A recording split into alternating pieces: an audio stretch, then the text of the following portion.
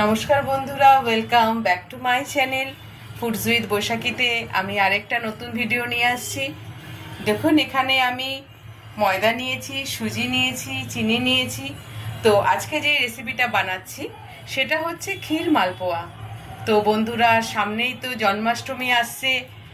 গোপালের জন্য, গোপালের প্রিয় যে ক্ষীর দিয়ে আজকে আমি মালপোয়া বানাবো, ক্ষীর মালপোয়া। তো ক্ষীর মালপোয়া রেসিপিটা আজকে আপনাদের সাথে শেয়ার করছি। তো আমি এখানে সুজি, দেখুন, এক বাটি যে ময়দা নিয়েছি তার মেজারমেন্টে কিন্তু আমি সুজি নিয়েছি হাফ। তো আমি এবার সুজিটাকে প্রথমে ধুয়ে নিচ্ছি। তো এখানে আমি সুজি আমার ধোয়া হয়ে গেছে, আমি দুবার ধুয়ে নিয়েছি। এবার এখানে একটা আমি বড় বাটি নিয়েছি, তার মধ্যে ময়দাটা প্রথমে দিয়ে দিলাম। এবার যে মালপোয়ার যে ব্যাটার আছে সেই ব্যাটারটা আমি বানাচ্ছি। আমি ময়দা দিয়েছি, এবার এর মধ্যে সুজিটা দিয়ে দিচ্ছি।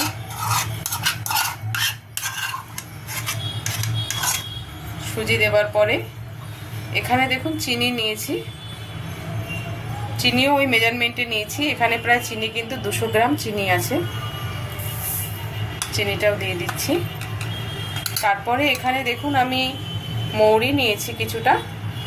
মালপোয়াতে তো মৌরি ভীষণই ভালো লাগে, মৌরি দিলে অনেক ফ্লেভারটা আরও বাড়ে। আর এখানে আমি নিয়েছি হচ্ছে এলাচের গুঁড়ো। এই ব্যাটারটাকে আমি এবার দুধ দিয়ে মাখবো। তো দেখুন, এখানে আমি পরিমাণ মতো দুধ নিয়েছি।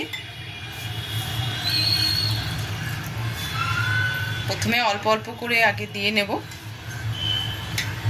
একটু লিকুইড ফর্মে হবে। দুধ কিন্তু একবারে দেবেনই না, কারণ লিকুইড ফর্মটা যদি বেশি হয়ে যায় তাহলে কিন্তু পাতলা বেশি হয়ে গেলে কিন্তু হবে না।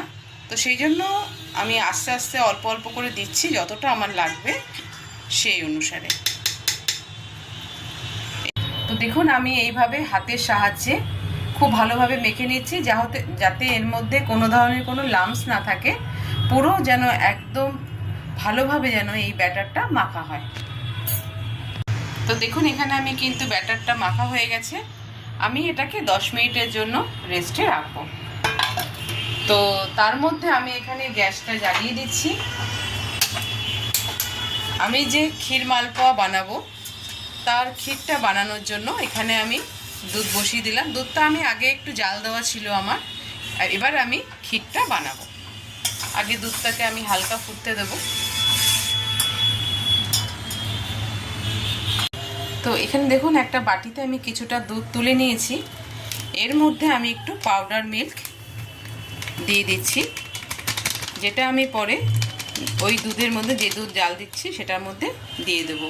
তো এবার এটাকে আমি গুলিয়ে রেখে দেব। এই পাউডার মিল্কটা দেওয়ার একমাত্র কারণ হচ্ছে দুধে যে আমি একটা ক্ষীর রাবড়ি যে একটা ফ্লেভার আসবে, তো এই পাউডার মিল্কটা দিলে খুব তাড়াতাড়ি দুধটা ঘন হয়ে যাবে আর খেতেও খুব টেস্ট হবে, ক্ষীর ভাবটা আসবে। এখানে দেখুন, দুধের টেক্সচার, কালারটা কিন্তু চেঞ্জ হয়ে গেছে, অনেকটা গাঢ় হয়ে গেছে। এবার আমি এর মধ্যে মিল্ক পাউডারটা, যেটা দুধে গোলানো ছিল, এটা আমি দিয়ে দিলাম। এটা দেওয়ার সাথে সাথেই কিন্তু দেখবেন গাঢ় একদম হয়ে যাবে, একটা রাবড়ি যে ফর্মটা সেটাই চলে আসবে। আমি আরও 5 মিনিট আরও ওই দুধটাকে আমি ফোটাবো। তো দেখুন, এখানে কিন্তু রাবড়ি প্রায় কমপ্লিট হয়ে গেছে। আমি এর মধ্যে কিছুটা কেশর দিয়ে দিলাম। কেশর দিয়ে আমি 2 মিনিট ফুটিয়ে এই ক্ষীরটাকে আমি নামিয়ে ফেলবো। আমি কেশরটা দিয়ে 2 মিনিটের মতো ফুটাবো, কালারটাও আসবে, সেন্টও হবে।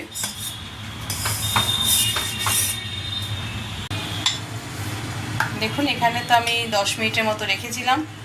ঠিক কনসিস্টেন্সিটা এরকমই হবে, ঘনত্ব যেটা আছে এইভাবে। দেখুন, না পাতলা আছে না গাঢ় আছে, তো এইভাবে করতে হবে। তো আমি এবার মালপোয়া ভাজার জন্য এখানে আমি কড়াই বসিয়ে দিয়েছি। এবার আমি কড়াইতে সাদা তেল দিয়ে দিচ্ছি। কড়াইতে আমি সাদা তেল দিয়ে দিয়েছি। আমি কিছুটা ঘিও এর মধ্যে দিয়ে দিচ্ছি। ঘি দিলে তো ফ্লেভারটা জানেনই ভীষণ ভালো আসবে মালপোয়ার। এইবার আমি মালপোয়া ভাজা স্টার্ট করব। এইভাবে আগে ছাড়ার আগে একটু নাড়িয়ে নিতে হবে। ভালো করে নাড়িয়ে নিয়ে তেলে এবার ব্যাটারটা দিয়ে দিচ্ছি।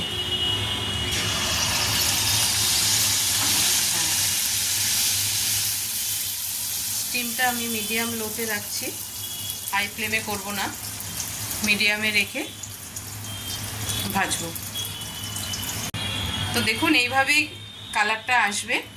আমি কিন্তু মিডিয়াম ফ্লেমে করছি যাতে ভেতরটাও কাঁচা না থাকে, পুরোপুরিভাবে খুব সুন্দরভাবে যাতে ফ্রাই হয়। তো এটা আমার ফ্রাই হয়ে গেছে মালপোয়া, আমি এবার তুলে ফেলছি। তো এরকম একটা ঝাঁঝরি হাতার সাহায্যে ভালো করে তেলটাকে ঝরিয়ে নিয়ে মালপোয়াটা তুলে ফেলতে হবে। তো এইভাবে আমি আগে সব মালপোয়াগুলোকে ভেজে নেব।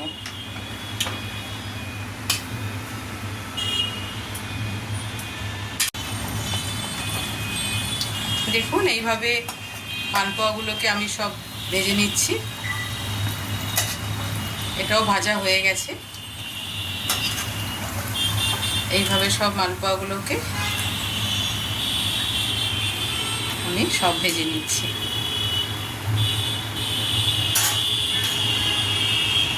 তো দেখুন ক্ষীরের কিন্তু কালারটা কি সুন্দর এসছে।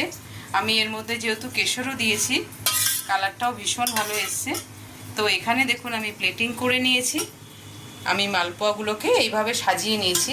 এবার এক একটা মালপোয়ার গায়ে আমি এই ক্ষীরটা দিয়ে দিচ্ছি, কারণ মালপোয়াগুলো আমার এখনও গরম আছে।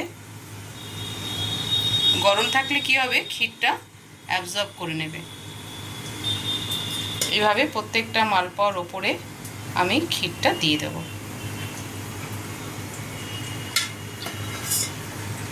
এইভাবে সব মালপোয়ার ওপরে আমি দিয়ে দেব। তো দেখুন এখানে কিন্তু আমি এমনভাবে ক্ষীরটা দিচ্ছি মালপোয়ার যাতে নিচেও ক্ষীরটার বেসটা থাকে, যাতে দুদিকেই মালপোয়ার ক্ষীরটা থাকে। এইভাবে কিন্তু আমি দিয়ে দিচ্ছি। এই প্রত্যেকটা কামড়েই যখন এটা খাওয়া হবে একটা ক্ষীরের ফ্লেভার আসবে। আমি কিন্তু ওপরে আর নিচে দুদিকেই কিন্তু আমার ক্ষীরটা আছে, আর মালপোয়ার মধ্যে কিন্তু পুরোপুরি ক্ষীর অ্যাবজর্ব করে গেছে।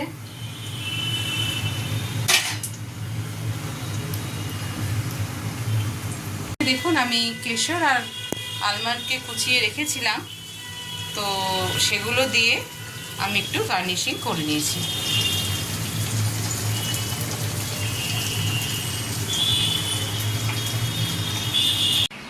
তো বন্ধুরা আজকে আমার যে রেসিপিটা ক্ষীর মালপোয়া পুরোপুরিভাবে কমপ্লিট হয়ে গেছে।